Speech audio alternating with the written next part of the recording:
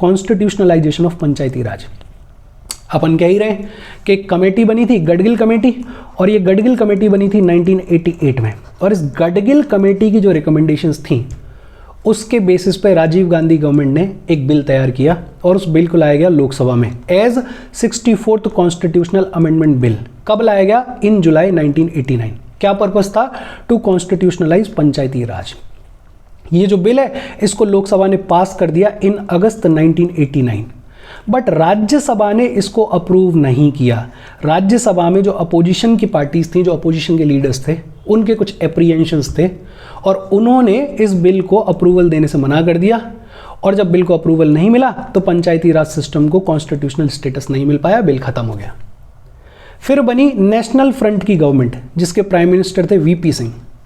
VP Singh की government ने 1989 नवंबर 1989 में कुछ ऐसे स्टेप्स लिए जिनके थ्रू पंचायती राज इंस्टीट्यूशंस को, पंचायती राज सिस्टम को स्ट्रेंथन किया जा सके, स्ट्रांग किया जा सके। जून 1990 में वीपी सिंह की गवर्नमेंट ने एक 2 दिन की कॉन्फ्रेंस ऑर्गेनाइज करी of all the state chief ministers, और इसकी चेयरमैनशिप किसके पास थी? वीपी सिंह के पास में। और इस कॉन्फ्रेंस में स्टेट के चीफ मिनिस्टर्स ने अपने अपने व्यू पॉइंट्स दिए, बताया कि कैसे पंचायती राज सिस्टम को स्ट्रेंथन किया जा सकता है, मजबूत किया जा सकता है। और इन्हीं डिस्कशंस के बेसिस पे वीपी सिंह की गवर्नमेंट लोकसभा में एक बिल लेकर आई, कॉन्स्टिट्यूशनल अमेंडमेंट बिल, इन सितंबर 1990। लेकिन अपने को पता है कि वीपी सिंह की जो गवर्नमेंट थी वो बड़ी शॉर्ट लिव्ड थी। छोटे से दौरान में ये सरकार गिर गई, और सरकार गिर गई तो ये जो बिल था ये भी लैप्स हो गया, ये भी खत्म हो गया। एक बार फिर से पंचायती राज इंस्टीट्यूशंस को कॉन्स्टिट्यूशनल स्टेटस नहीं मिल पाया। और फिर आई कांग्रेस की गवर्नमेंट जिसके प्राइम मिनिस्टर थे नरसिम्हा राव, और नरसिम्हा राव गवर्नमेंट ने फिर से एक कॉन्स्टिट्यूशनल अमेंडमेंट बिल को इंट्रोड्यूस किया इन सितंबर 1991। अच्छा, पिछली दोनों बार जो भी एप्रीहेंशंस थे, जो भी समस्याएं थी, उनको ध्यान में रखते हुए इस बार नरसिम्हा राव गवर्नमेंट ने कॉन्स्टिट्यूशनल अमेंडमेंट बिल को जब लाया तो कुछ ऐसे ही थोड़े चेंजेस किए कि बाकी लोगों को एप्रीहेंशंस ना रहें, बाकी लोग सहमति में रहें। और उसका रिजल्ट ये हुआ कि यही जो बिल है, ये बिल इमर्ज हुआ as 73rd constitutional amendment act of 1992, जिसके थ्रू पंचायती राज सिस्टम को कॉन्स्टिट्यूशनल स्टेटस मिला। अपन पढ़ेंगे इसके सारे फीचर्स। ये जो 73rd कॉन्स्टिट्यूशनल अमेंडमेंट एक्ट है 1992 का, ये फोर्स में आया ऑन 24 अप्रैल 1993। तो एक चीज़ तो इंपॉर्टेंट ये है कि पंचायती राज सिस्टम को कॉन्स्टिट्यूशनल स्टेटस किस अमेंडमेंट एक्ट के तहत मिला है? 73rd constitutional amendment act of 1992। और ये फोर्स में कब आया? 24 अप्रैल 1993। देखो, 73rd अमेंडमेंट एक्ट ऑफ 1992 में क्या कहा गया? एक तो कॉन्स्टिट्यूशन में एक नया पार्ट ऐड किया गया, पार्ट 9, और इस पार्ट 9 को टाइटल दिया गया द पंचायत्स। और इस पार्ट 9 द पंचायत्स में आर्टिकल्स ऐड किए गए फ्रॉम आर्टिकल 243 टू 243O। एक पार्ट ऐड किया गया, पार्ट कौन सा? पार्ट 9। पार्ट का टाइटल क्या था? द पंचायत्स। आर्टिकल्स कौन से? Articles from 243 to 243O। एक नया शेड्यूल ऐड किया गया, 11th शेड्यूल, और इस 11th शेड्यूल में आज की डेट में 29 फंक्शनल आइटम्स हैं ऑफ पंचायत्स। ऐसी चीज़ें जिनसे पंचायत्स डील करती हैं, उनके बारे में लिखा हुआ है 11th शेड्यूल में, अपन पढ़ेंगे। It deals with the article 243G। देखो, आर्टिकल 243G में ये लिखा हुआ है कि स्टेट लेजिस्लेचर्स जो हैं वो लॉ बनाएंगी, वो कानून बनाएंगी, और कानून बना के बताएंगी कि क्या पावर्स जो हैं वो दी जा रही हैं पंचायती राज सिस्टम को उनके स्टेट में। एक नया पार्ट ऐड किया गया, पार्ट 9। उस पार्ट का टाइटल क्या था? द पंचायत्स। आर्टिकल्स में उसमें आर्टिकल 243 से लेकर 243O तक। एक नया शेड्यूल ऐड किया गया, 11th शेड्यूल, और इस शेड्यूल में 29 फंक्शनल आइटम्स हैं ऑफ पंचायत्स। बेसिकली बताया हुआ है कि पंचायत्स किन चीज़ों से डील करेंगे, किन चीज़ों पे पंचायत्स के पास में पावर है और उनके पास में अथॉरिटी है। ये आर्टिकल 243G का एक प्रैक्टिकल एस्पेक्ट है। 243G बेसिकली ये कहता है कि स्टेट लेजिस्लेचर जो है वो कानून बना के बताएगी कि किन चीज़ों पे पंचायती राज सिस्टम को पावर्स हैं, और उन्हीं पावर्स, उन्हीं चीज़ों को नेम करके लिख दिया गया 11th शेड्यूल में। बेसिकली ये जो 73rd constitutional amendment act of 1992 है, it gave practical shape to article 40। Article 40 DPSP है, अपन ने पढ़ा हुआ है, और ये DPSP कहता है कि the state shall take steps to organise village panchayats. और आगे भी कहा गया है इसमें कि विलेज पंचायत को अप्रोप्रिएट पावर्स दी जाए, फंक्शंस दिए जाएं। बेसिकली आर्टिकल 40 जो कि गांधीयन डीपीएसपी है, जो कि ये कहता है कि विलेज पंचायत को स्ट्रेंथन करने के लिए स्टेट को स्टेप्स लेने चाहिए, स्टेट को काम करना चाहिए, उसी का मैनिफेस्टेशन है 73rd constitutional amendment act of 1992। अपने को 3-4 चीज़ें याद रखनी है इस स्लाइड में से। एक तो किस कॉन्स्टिट्यूशनल अमेंडमेंट एक्ट के थ्रू कॉन्स्टिट्यूशनल स्टेटस मिला पंचायती राज को, 73rd constitutional amendment act of 1992। ये फोर्स में कब आया, 24 अप्रैल 1993। अच्छा, इस 73rd अमेंडमेंट एक्ट के थ्रू एक पार्ट ऐड किया गया, पार्ट 9, जिसका टाइटल क्या था, पंचायत, या क्या है पंचायत, और आर्टिकल्स कौन से हैं, आर्टिकल 243 से लेकर 243O। एक नया शेड्यूल ऐड किया गया, 11 शेड्यूल, जिसमें पंचायत से रिलेटेड 29 फंक्शनल आइटम्स की बात की गई है। आगे देखो, यही जो एक्ट है इसने पंचायती राज इंस्टीट्यूशंस को कॉन्स्टिट्यूशनल स्टेटस दे दिया। Basically it has bot them under the purview of justiciable part of constitution. इसका सिंबल सा मतलब ये है कि अब स्टेट गवर्नमेंट्स की अपनी इच्छा नहीं है कि पंचायती राज इंस्टीट्यूशंस को बनाना है या नहीं बनाना है, अब कॉन्स्टिट्यूशनल ऑब्लिगेशन है, अब तो बनाना ही बनाना पड़ेगा। और 73rd अमेंडमेंट एक्ट में जो प्रोविजंस दिए हुए हैं उन प्रोविजंस के हिसाब से बनाना होगा, उनको ध्यान में रखते हुए बनाना होगा। अच्छा, एक टाइपिंग मिस्टेक हो गई है, ये ध्यान रखना कि ये 1992 है, 1972 गलती से टाइप हो गया है, तो ये ध्यान रखा जाए। अच्छा, ये जो 73rd अमेंडमेंट एक्ट है इसमें 2 तरीके के प्रोविजंस दिए हुए हैं। एक तो कुछ कंपलसरी प्रोविजंस हैं और एक कुछ वॉलंटरी प्रोविजंस हैं। कंपलसरी प्रोविजंस तो वो हैं जो कि मैंडेटरी हैं, मतलब स्टेट लेजिस्लेचर जब भी कोई कानून बनाएगा पंचायती राज सिस्टम को लेके तो इन प्रोविजंस को इंक्लूड करना ही करना पड़ेगा, ये कंपलसरी हैं। और कुछ वॉलंटरी प्रोविजंस हैं, मतलब स्टेट गवर्नमेंट जब कानून बनाएगा पंचायती राज सिस्टम को लेकर तब इन प्रोविजंस को ऐड करना है या नहीं करना है, ये स्टेट गवर्नमेंट के ऊपर डिपेंड करता है। वो स्टेट गवर्नमेंट देख लेगी कि उसकी ज्योग्राफिकल कंडीशंस कैसी हैं, उसके यहाँ पे विलेजेस का सेटअप कैसा है, और उस हिसाब से उसको जो भी सूट करेगा उसके हिसाब से इन वॉलंटरी प्रोविजंस को ऐड किया जाएगा या नहीं किया जाएगा, वो स्टेट गवर्नमेंट के ऊपर छोड़ दिया है। अच्छा, ध्यान रखना, अपन ने पिछले ही सेशन में बात कर ली है कि ये जो पंचायती राज इंस्टीट्यूशंस हैं इनको स्टैब्लिश किया जाता है by law of state legislature. ये जो 73rd अमेंडमेंट एक्ट ऑफ 1992 है ये पंचायती राज को कॉन्स्टिट्यूशनल स्टेटस दे रहा है, मतलब स्टेट गवर्नमेंट्स के ऊपर एक ऑब्लिगेशन है, कॉन्स्टिट्यूशनल ऑब्लिगेशन है कि भाई आप कानून बनाओ और कानून बना के पंचायती राज इंस्टीट्यूशंस को स्टैब्लिश करो अपने स्टेट्स में, और किस तरीके से किस लाइंस पे बनाया जाएगा वो सब कुछ लिख दिया गया है 73rd अमेंडमेंट एक्ट में। कुछ सेलिएंट फीचर्स हैं इस एक्ट के, जैसे ग्राम सभा नाम की एक बॉडी होती है। ग्राम सभा बेसिकली क्या होती है, गांव में जितने भी 18+ लोग हैं, ऐसे लोग जो कि उस गांव के इलेक्टोरल रोल का हिस्सा हैं, मतलब वोट डालने वाला जो इलेक्टोरल रोल होता है जिसमें नाम लिखे जाते हैं उसका हिस्सा हैं, उन सब से मिलती है Gram Sabha. It is a body consisting of persons registered in the electoral rolls of a village comprised within the area of a panchayat at village level. Village के लेवल पे जितने भी लोग ऐसे हैं जो कि उस गांव के इलेक्टोरल रोल का हिस्सा हैं, उन सब से मिलके जो बॉडी बनती है उसको बोलते हैं अपन ग्राम सभा।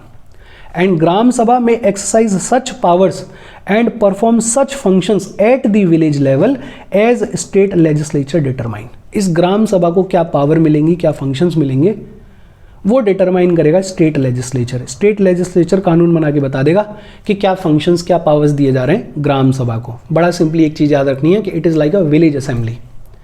गांव में जितने भी 18+ लोग हैं जो कि उस गांव के इलेक्टोरल रोल का हिस्सा हैं, उनसे मिलके जो बॉडी बनी होती है उसे बोल देते हैं अपन ग्राम सभा। अपने को पता ही है कि हमारा जो पंचायती राज सिस्टम है वो 3 टियर सिस्टम पे ऑपरेट करता है, मतलब हर एक स्टेट में जो पंचायत्स हैं वो 3 लेवल्स पे होती हैं।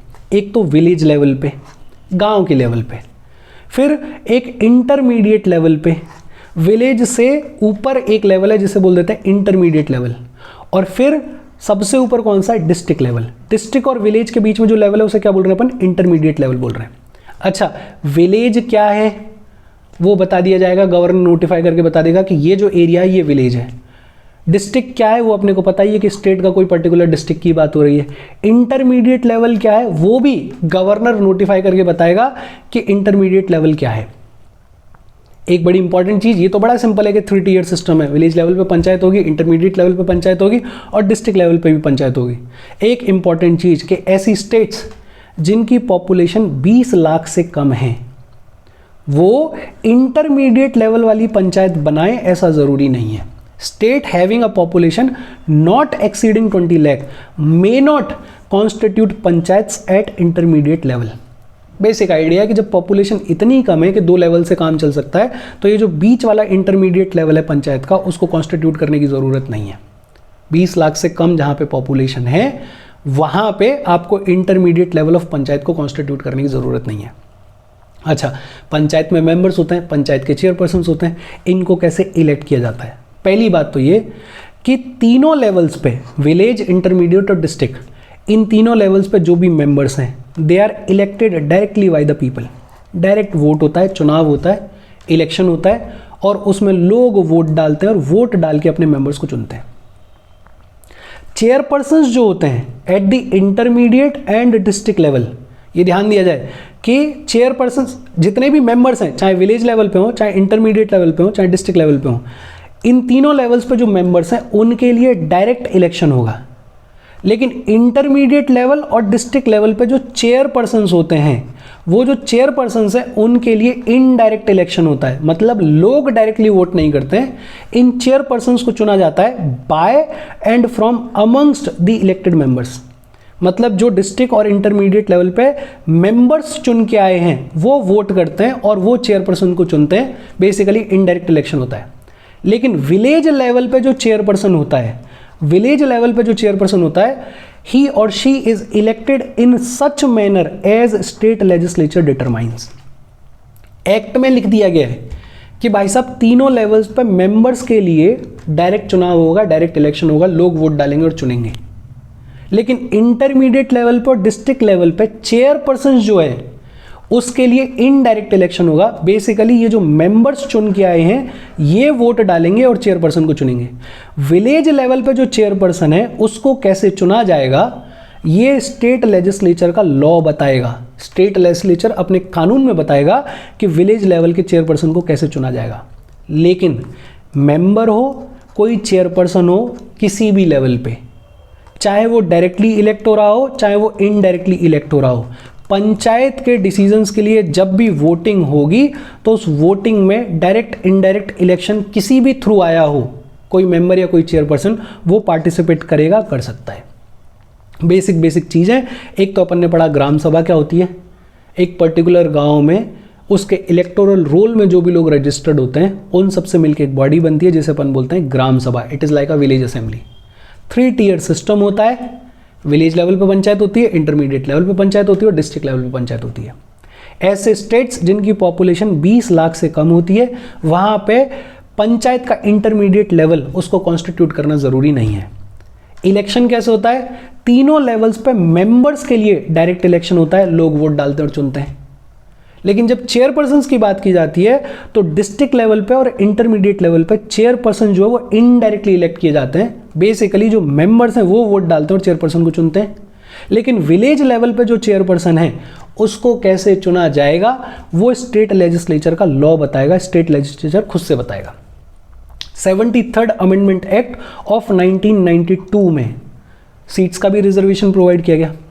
तीनों लेवल्स पे, विलेज, इंटरमीडिएट और डिस्ट्रिक्ट, तीनों लेवल्स पे एससी और एसटी के लिए सीट्स का रिजर्वेशन प्रोवाइड किया गया है in proportion of their population to the total population in the panchayat area. Panchayat area में जितनी टोटल पॉपुलेशन है उसमें से एससी एसटी की कितनी पॉपुलेशन है, कितना प्रपोर्शन है, उस प्रपोर्शन के अकॉर्डिंग ही एससी एसटी को सीट्स का रिजर्वेशन मिलेगा तीनों लेवल्स पे। अच्छा, चेयरपर्सन्स की अगर बात की जाए तो चेयरपर्सन्स के सिनेरियो में कितना रिजर्वेशन मिलेगा वो डिटरमाइन करेगा स्टेट लेजिस्लेचर का लॉ। मतलब मेंबर्स के तौर पे पंचायत एरिया की अगर बात कर रहे हैं तो बड़ा सिंपली लॉ में लिख दिया गया है कि जितनी पॉपुलेशन है उस पॉपुलेशन के अकॉर्डिंग एससी एसटी को सीट्स का रिजर्वेशन मिलना चाहिए तीनों लेवल्स पे। लेकिन जब बात की जा रही है चेयरपर्सन की तो चेयरपर्सन्स के इलेक्शन के टाइम पे रिजर्वेशन कितना मिलेगा एससी एसटी को वो छोड़ दिया गया स्टेट लेजिस्लेचर के ऊपर।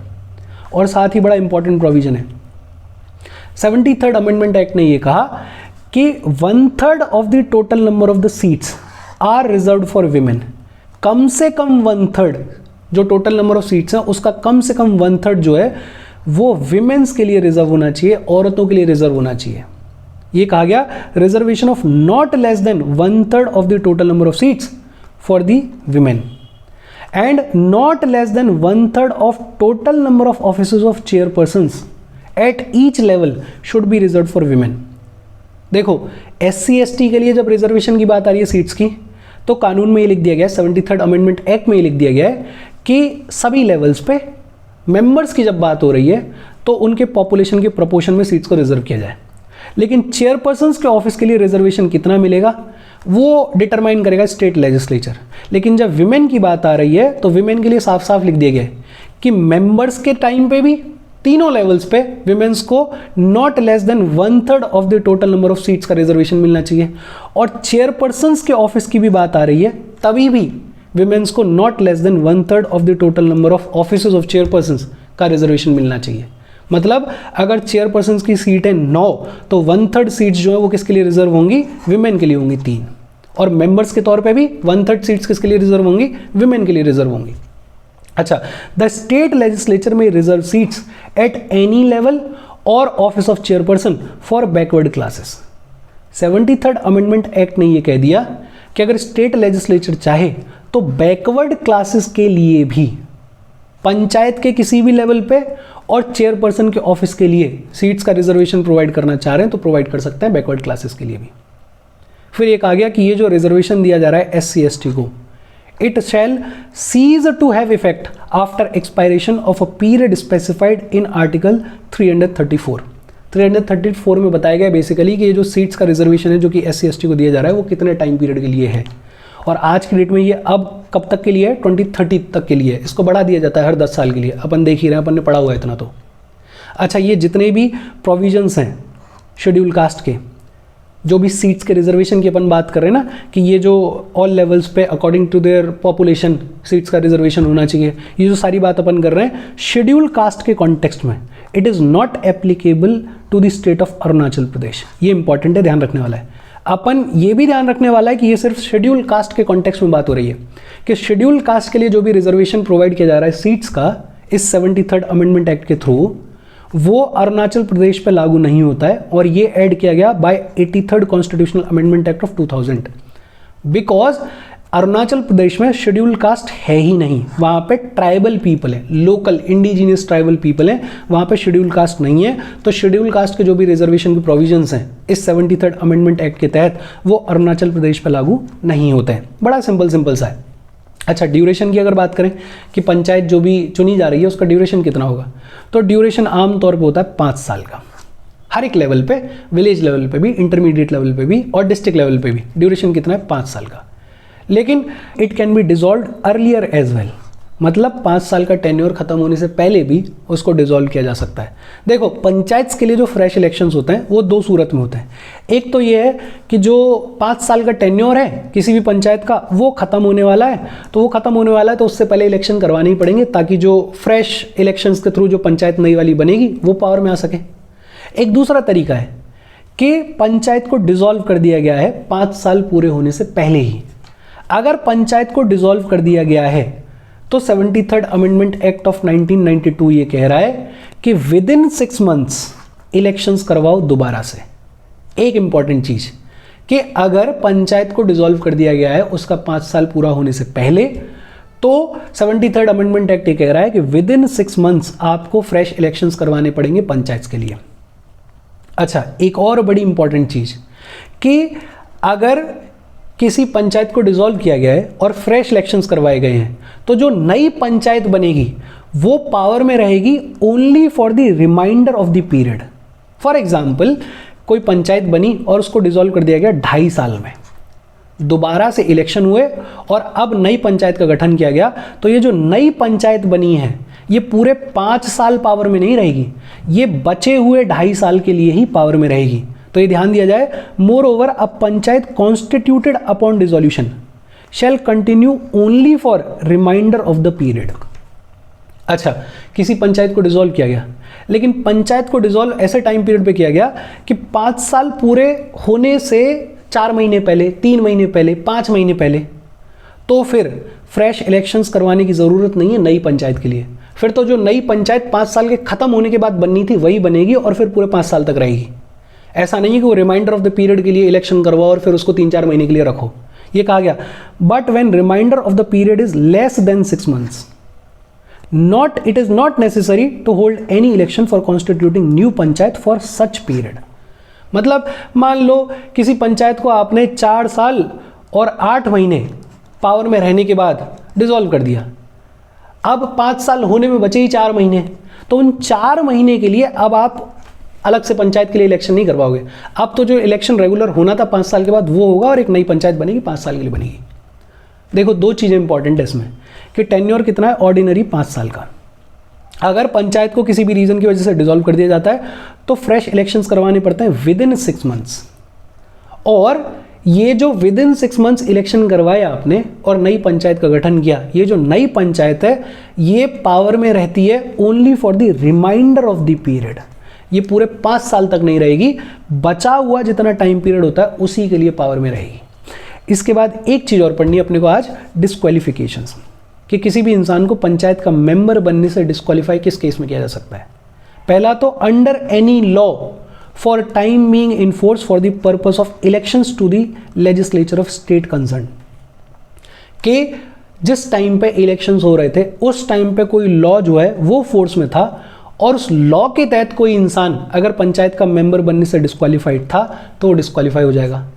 या under any law made by the state legislature, state legislature ने कोई कानून बनाया और उस कानून के तहत कोई इंसान पंचायत का मेंबर बनने से डिस्क्वालीफाइड था तो भी डिस्क्वालीफाई हो जाएगा।